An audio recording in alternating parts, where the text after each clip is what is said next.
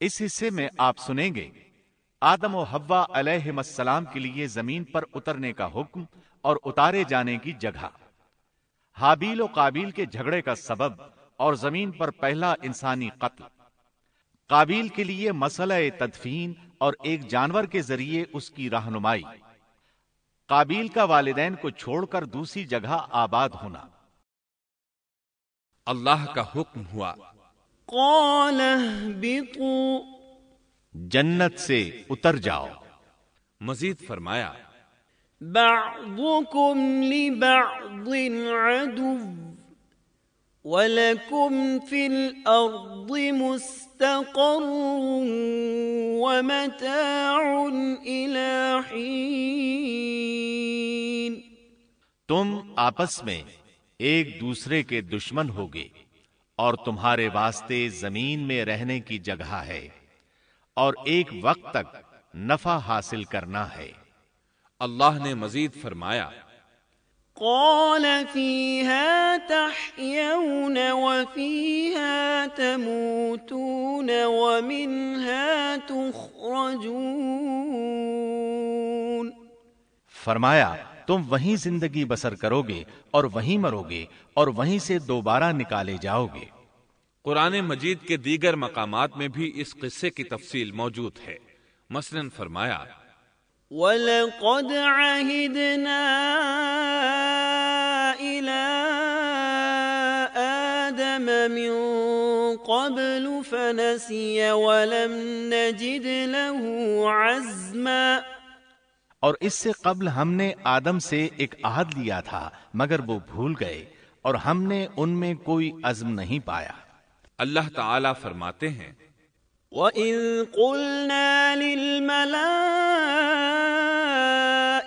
اسْجُدُوا لِآدَمَ فَسَجَدُوا إِلَّا إِبْلِيسَ أَبَى فَقُلْنَا يَا آدَمُ إِنَّ هَذَا عَدُوٌّ لَكَ وَلِزَوْجِكَ فَلَا يُخْرِجَنَّكُمَا مِنَ الْجَنَّةِ فَتَشْقَىٰ إِنَّ لَكَ أَلَّا تَجُوعَ فِيهَا وَلَا تَعْرَىٰ وَأَنَّكَ لَا تَظْمَأُ فِيهَا وَلَا تَضْحَىٰ فوسوس إليه الشيطان قال يا آدم هل أدلك على شجرة الخلد وملك لا يبلى۔ اور جب ہم نے فرشتوں سے کہا آدم کو سجدہ کرو تو ابلیس کے سوا سب نے سجدہ کیا، اس نے صاف انکار کر دیا تو ہم نے کہا اے آدم یہ تیرا اور تیری بیوی کا دشمن ہے، خیال رکھنا ایسا نہ ہو وہ تم دونوں کو جنت سے نکلوا دے اور تو مصیبت میں پڑ جائے۔ یہاں تو تجھے یہ آرام ہے کہ نہ تو بھوکا ہوتا ہے اور نہ ننگا، اور نہ تو یہاں پیاسا ہوتا ہے اور نہ دھوپ سے تکلیف اٹھاتا ہے۔ لیکن شیطان نے اسے وسوسے میں ڈال دیا، کہنے لگا میں آپ کو دائمی زندگی کے درخت اور وہ بادشاہت بتلاؤں جو کبھی پرانی نہ ہو۔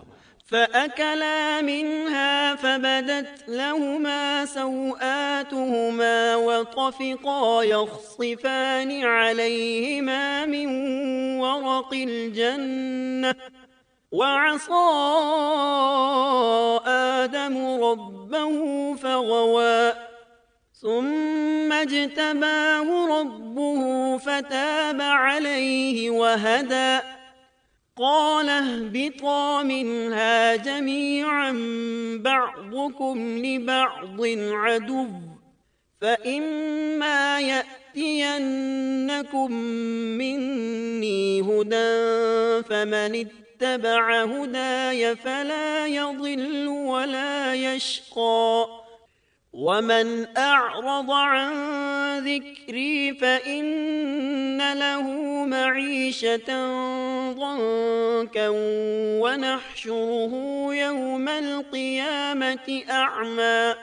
چنانچہ ان دونوں نے اس درخت سے کھایا، پس ان کے ستر کھل گئے اور وہ بہشت کے پتے اپنے اوپر چپکانے لگے۔ آدم نے اپنے رب کی نافرمانی کی، پس بہک گیا۔ پھر اس کے رب نے نوازا، اس کی طرف توجہ فرمائی اور اس کی رہنمائی کی۔ حکم ہوا تم دونوں یہاں سے اتر جاؤ، تم آپس میں ایک دوسرے کے دشمن ہو۔ اب تمہارے پاس جب کبھی میری طرف سے ہدایت پہنچے تو جو میری ہدایت کی پیروی کرے نہ تو وہ بہکے گا نہ تکلیف میں پڑے گا، ہاں جو میری یاد سے روگردانی کرے گا اس کی زندگی تنگی میں رہے گی، اور بروز قیامت ہم اسے اندھا کر کے اٹھائیں گے۔ آدم علیہ السلام زمین پر اترے اور اپنے رب سے توبہ کے کلمات سیکھ لیے۔ وہ کلمات یہ ہیں: ربنا ظلمنا انفسنا وان لم تغفر لنا وترحمنا لنكونن من الخاسرین۔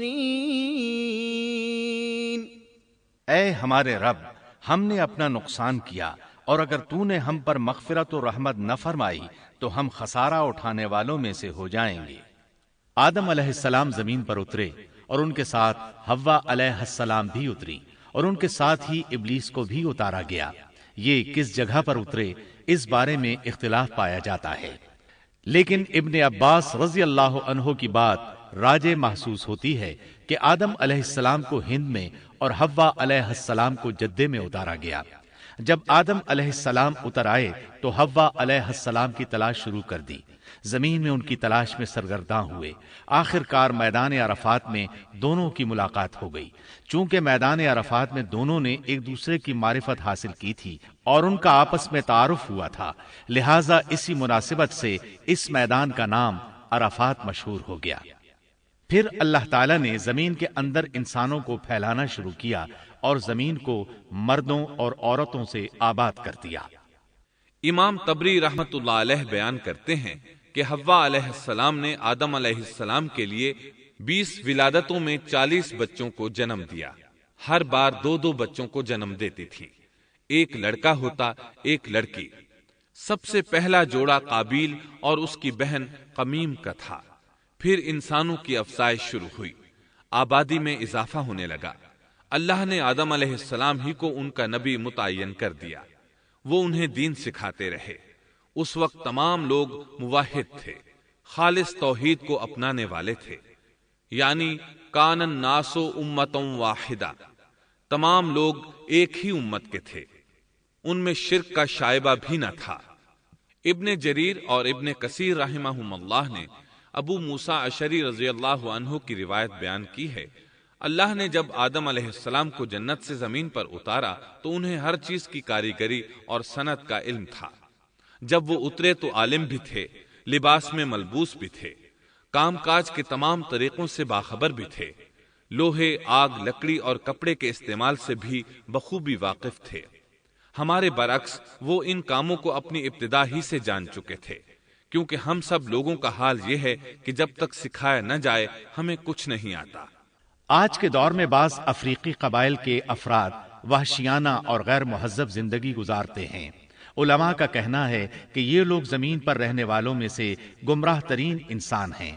انہوں نے بہترین زندگی ضائع کر دی اور گھٹیا زندگی کو پسند کیا۔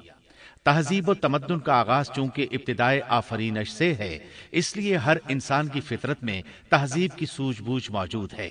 بہرحال آدم علیہ السلام کے بعد انسانی مخلوق کی تعداد روز بروز بڑھتی چلی گئی اور انسانی کمزوریوں کی بنا پر گناہ شروع ہو گئے۔ زمین پر سب سے پہلے ہونے والی معصیت قابیل کے ہاتھوں اپنے بھائی حابیل کے قتل کی صورت میں سامنے آئی۔ اللہ تعالیٰ نے قرآن مجید میں قابیل اور اس کے بھائی حابیل کا قصہ بیان کیا ہے۔ قابیل قرخت اور درشت طبیعت کا مالک تھا، جبکہ اس کا بھائی حابیل رحم دل اور نرم طبیعت تھا۔ قابیل کھیتی باڑی کرتا تھا اور حابیل مویشی چراتا تھا۔ حابیل کے نرم دل ہونے کی ایک وجہ اس کا بکریاں چرانا تھا، کیونکہ ایک چرواہا اپنی بکری کو بھوکا دیکھ کر اسے چارہ کھلائے بغیر نہیں رہتا، نہیں وہ کسی بکری کو پیاسا دیکھ کر اسے بھول جاتا ہے۔ اپنے جانور پر اس کی طاقت سے زیادہ بوجھ بھی نہیں لادتا۔ بنی نوع انسان کی تعداد میں اضافے کے لیے اس وقت ایسا قانون تھا جو اب حرام ہے، اور وہ ہے بہن کے ساتھ نکاح۔ چونکہ اس وقت کے سب لوگ آدم علیہ السلام کی حقیقی اولاد تھے اور آپس میں بہن بھائی تھے، اس لیے اس وقت کی شریعت کی روح سے قابیل اپنے ساتھ جڑواں پیدا ہونے والی بہن کے سوا کسی دوسری بہن سے شادی کر سکتا تھا، اور اسی طرح حابیل اپنے ساتھ جڑواں پیدا ہونے والی بہن کے علاوہ کسی دوسری بہن سے شادی کر سکتا تھا۔ اس کی صورت یہ تھی کہ قابیل کی شادی حابیل کی بہن سے ہو اور حابیل کی شادی قابیل کی بہن سے ہو، لیکن ہوا یہ کہ حابیل کی بہن خوبصورتی میں قابیل کی بہن سے کم تھی، اس لیے قابیل نے حابیل کی بہن سے شادی کرنے سے انکار کر دیا اور اپنی جڑواں بہن سے شادی کی خواہش ظاہر کی، لیکن ایسا کرنا آدم علیہ السلام کی شریعت میں حرام تھا۔ آپ نبی بھی تھے اور رسول بھی۔ رسول اور نبی میں فرق یہ ہے کہ رسول پر شریعت اور احکام نازل ہوتے ہیں، لیکن نبی پر شریعت نازل نہیں ہوتی، البتہ اس کی طرف وحی نازل ہوتی ہے اور معجزات عطا کیے جاتے ہیں، جبکہ شریعت صرف رسولوں ہی پر نازل کی جاتی ہے۔ آدم علیہ السلام بھی چونکہ رسول تھے، اس لیے ان کی شریعت میں یہ قانون تھا کہ کوئی شخص اپنے ساتھ جڑواں پیدا ہونے والی بہن کے ساتھ شادی نہیں کر سکتا۔ قابیل اس شرعی حکم کی وجہ سے غضبناک ہو گیا۔ اس نے تعجب کا اظہار کرتے ہوئے اس قانون کو ماننے سے انکار کر دیا۔ آدم علیہ السلام نے ان دونوں کے درمیان فیصلہ کرتے ہوئے انہیں حکم دیا کہ دونوں اللہ کے حضور ایک ہدیہ پیش کریں۔ ہدیہ اس جانور کو کہتے ہیں جسے اللہ کے نام پر ذبح کر کے فقراء میں تقسیم کر دیا جائے۔ اس سے مقصود اللہ کے لیے اپنی نیت کو خالص کرنا ہوتا ہے۔ اس عمل کو قربانی کہا جاتا ہے۔ آدم علیہ السلام کے زمانے میں قربانی کا جو قانون تھا اس کے قبول ہونے کی نشانی طے تھی، اور وہ یہ کہ آسمان سے ایک آگ نمودار ہوتی اور اس قربانی کو جلا دیتی۔ اس کا مطلب تھا قربانی قبول ہو چکی ہے، اور اگر آگ قربانی کو نہ جلاتی تو سمجھ لیا جاتا کہ قربانی قبول نہیں ہوئی۔ آخر قربانی کا دن آ پہنچا۔ حابیل نے اپنے مویشیوں میں سے ایک بہترین جانور لیا اور قربان گاہ میں لا کر اللہ کے حضور پیش کر دیا۔ دوسری طرف قابیل نے اپنی کھیتی کے غلے میں سے ردی قسم کا غلہ قربانی کے لیے پیش کیا۔ دوسرے دن دونوں قربان گاہ پہنچے تو انہوں نے دیکھا کہ حابیل کی قربانی قبول ہو چکی ہے، جبکہ قابیل کی قربانی کو آگ نے چھوا تک نہیں تھا۔ یہ دیکھ کر قابیل حابیل پر غضبناک ہوا۔ شیطان نے بھی اسے وسوسے میں مبتلا کیا کہ اپنے بھائی کو قتل کر دے۔ اس نے اپنے بھائی حابیل کو جان سے مار ڈالنے کا پختہ ارادہ کر لیا۔ اس وقت تک روئے زمین پر کوئی انسان قتل نہیں ہوا تھا۔ انسانی تاریخ میں یہ پہلا قتل ہے جس کا ارتکاب قابیل نے کیا۔ وہ اپنے بھائی حابیل کے پاس گیا اور اس سے بولا، میں تجھے قتل کر دوں گا۔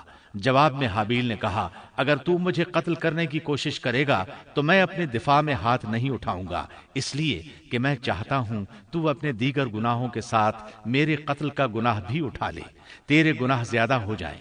چنانچہ ایک تاریک رات میں حابیل سویا ہوا تھا کہ قابیل ایک بڑا سا پتھر اٹھا کر اس کے پاس آیا۔ اس نے وہ پتھر اپنے بھائی کے سر پر دے مارا۔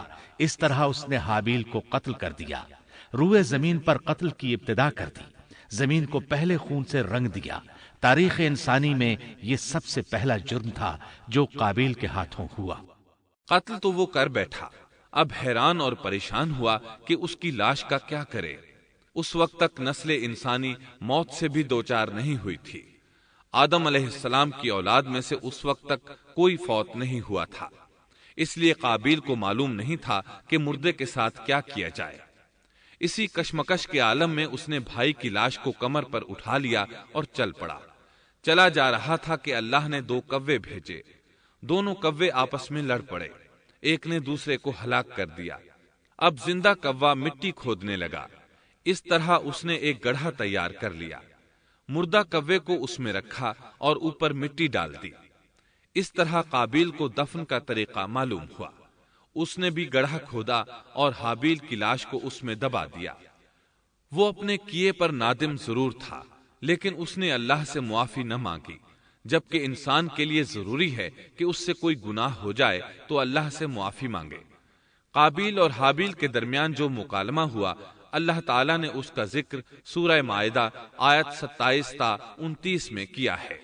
اللہ فرماتے ہیں، وَاتْلُ عَلَيْهِمْ نَبَأَ ابْنَيْ آدَمَ بِالْحَقِّ إذ قربا قربانا فتقبل من أحدهما ولم يتقبل من الآخر قال لأقتلنك قال إنما يتقبل الله من المتقين لئن بسطت إلي يدك لتقتلني ما أنا بباسط يدي إليك لأقتلك إني أخاف الله رب العالمين إني أريد أن تبوء بإثمي وإثمك فتكون من أصحاب النار وذلك جزاء الظالمين۔ آدم علیہ السلام کے دونوں بیٹوں کا کھرا کھرا حال بھی انہیں سنا دو۔ ان دونوں نے ایک نذرانہ پیش کیا، ان میں سے ایک کی نذر تو قبول ہو گئی اور دوسرے کی قبول نہ ہوئی، تو وہ کہنے لگا میں تجھے مار ہی ڈالوں گا۔ اس نے کہا اللہ تقوی والوں ہی کا عمل قبول کرتا ہے، گو تو میرے قتل کے لیے دسترازی کرے لیکن میں تیرے قتل کے لیے ہرگز اپنا ہاتھ نہیں بڑھاؤں گا۔ میں تو اللہ تعالی پروردگار عالم سے خوف کھاتا ہوں، میں تو چاہتا ہوں کہ تو میرا گناہ اور اپنا گناہ اپنے سر پر رکھ لے اور دوزخیوں میں شامل ہو جائے، ظالموں کا یہی بدلہ ہے۔ اس کا مطلب یہ تھا کہ تیرے اور گناہوں کے ساتھ میرے قتل کا گناہ بھی تیرے ذمہ لگے اور تو ظالموں میں سے ہو جائے۔ حابیل کے قتل کے بعد قابیل پر جو گزری اس کا ذکر اللہ نے سورہ مائدہ آیت 30 اور 31 میں کیا ہے۔ فطوعت له نفسه قتل أخيه فقتله فأصبح من الخاسرين فبعث الله غرابا يبحث في الأرض ليريه كيف يواري سوءة أخيه قال يا ويلتى أعجزت أن أكون مثل هذا الغراب فأواري سوءة أخي فأصبح من النادمين۔ پس اسے اس کے نفس نے اپنے بھائی کے قتل پر آمادہ کر دیا اور اس نے اسے قتل کر ڈالا، اس سے وہ نقصان والوں میں سے ہو گیا۔ پھر اللہ تعالیٰ نے ایک کوے کو بھیجا جو زمین کھود رہا تھا تاکہ اسے دکھائے کہ وہ کس طرح اپنے بھائی کی ناش کو چھپا سکتا ہے۔ وہ کہنے لگا ہائے افسوس، کیا میں ایسا کرنے سے بھی گیا گزرا ہو گیا کہ اس کوے کی طرح اپنے بھائی کی لاش کو دفنا دیتا، پھر تو بڑا ہی پشیمان اور شرمندہ ہوا۔ امام احمد، ترمذی اور ابو داود نے سیدنا سعد بن ابی وقاص رضی اللہ عنہ سے روایت کی ہے کہ انہوں نے سیدنا عثمان رضی اللہ عنہ کی شہادت کے فتنے کے وقت فرمایا میں گواہی دیتا ہوں کہ رسول اکرم صلی اللہ علیہ وسلم نے فرمایا تھا ایک بہت بڑا فتنہ رونما ہوگا، اس میں بیٹھنے والا کھڑے ہونے والے سے بہتر ہوگا اور کھڑا ہونے والا چلنے والے سے بہتر ہوگا اور چلنے والا دوڑنے والے سے بہتر ہوگا۔ کسی نے کہا اگر کوئی میرے گھر میں داخل ہو کر میری طرف ہاتھ بڑھائے تاکہ وہ مجھے قتل کر دے تو آپ صلی اللہ علیہ وسلم نے فرمایا تو آدم علیہ السلام کے بیٹے کی طرح قتل ہو جا، یعنی اس فتنے میں قتل ہو جانا، حابیل کی سنت پر عمل کرتے ہوئے خود ہاتھ نہ اٹھانا، قاتل کہلانے کی بجائے مقتول ہونے کو پسند کرنا۔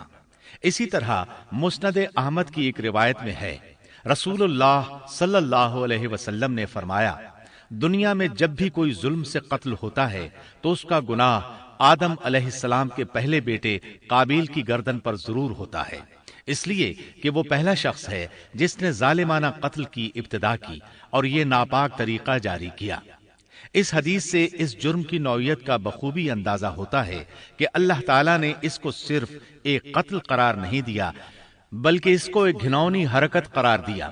قیامت تک آنے والے لوگ جو اس گناہ کے مرتکب ہوں گے ان کا کچھ گناہ قابیل کے حساب میں ڈالا جائے گا۔ حابیل کو قتل کرنے کے بعد قابیل نے اپنی بیوی کو ساتھ لیا اور دور دراز نرم زمین کے پاس جا کر رہائش پذیر ہو گیا اور آدم علیہ السلام کے سامنے تک نہ ہوا۔ آدم علیہ السلام پہاڑوں کے قریب ایک بستی میں رہ رہے تھے، یہ ان سے بہت دور جا بسا تھا۔ اس طرح قابیل کا آدم علیہ السلام سے رابطہ بالکل ختم ہو گیا اور اس سے ایک نئی نسل کی ابتدا ہوئی۔ فحاشی اور اریانی کو ان کے ہاں عروج حاصل تھا۔ عبادت یہ لوگ اگرچہ اللہ ہی کی کرتے تھے، لیکن آدم علیہ السلام کی شریعت کے خلاف بے حیائی کے دل دادا تھے۔ تقوی کی قلت، احکام الہی کی نافرمانی اور فحاشی کا فروغ ان کے شب و روز کا معمول تھا۔ اس کے بعد لوگ دو گروہوں میں تقسیم ہو گئے۔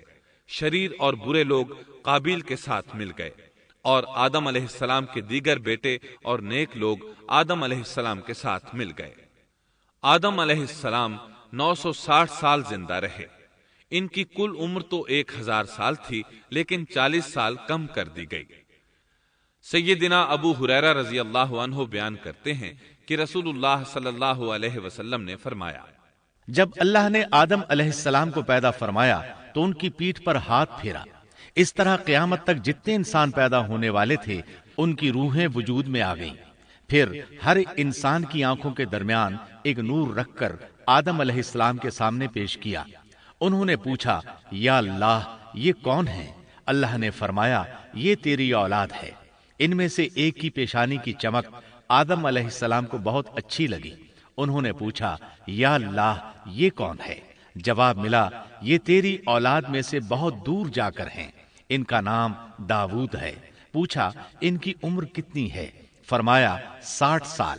آدم علیہ السلام کہنے لگے، یا اللہ 40 سال میری عمر میں سے ان کی عمر میں شامل کر دے۔